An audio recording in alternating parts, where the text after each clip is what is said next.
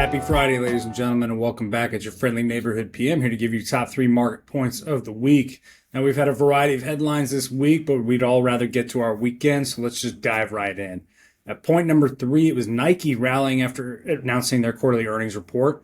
Nike rallied close to 6% after they beat on revenue, margins, and EPS growth. Now, this once again starts to kind of reinvigorate the comeback story for Nike as they've continued to try to realign their business back around sports, particularly running and basketball. In addition to that, Nike was able to unload quite a bit of inventory that had been built up over the past quarter, helping to lead to the increase in sales. At point number 2, we talked about it earlier this week in a separate video, but it was EA being bought out and being taken private by a variety of private investors. Those investors are primarily headlined by Saudi Arabia's Public Investment Fund, Silver Lake, and Jared Kushner's Affinity Partners. Now, this values EA, Electronic Arts, at around $55 billion. They make some of your favorite sports video games such as EAFC or FIFA, Madden, and a variety of others, including The Sims.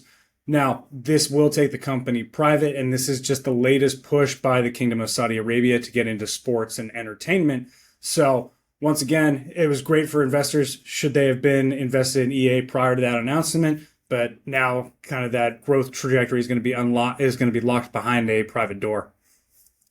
And then finally, point number 1, you probably guessed it, it's the government shutdown.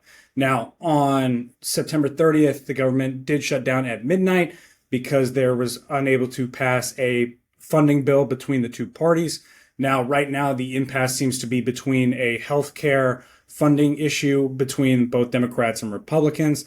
Now, this marks the first government shutdown in the past 7 years since the first Trump administration, and this could really impact jobs and others as long as it continues to draw out. Now, this could, like I said, impact a lot in the public sector, primarily thousands of governmental workers outside of essential services. In addition to that, it can also impact economic data that is released.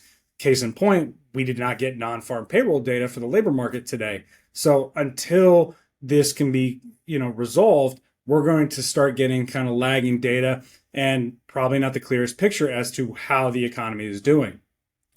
Now, that does it for your top 3 points this week. What are we checking out for next week? Well, next week, we'll keep you updated as the government shutdown continues to progress. But on top of that, we're going to start seeing earnings reports for Q3 also start to roll in, so we'll keep you posted on that as well. Now, that does it for this week's video. As always, if you have additional questions, please reach out to your financial advisor or dig into the written weekend review. And if you do not have a financial advisor and want to get connected to one, please just follow our link below and we'll be happy to get somebody connected with you.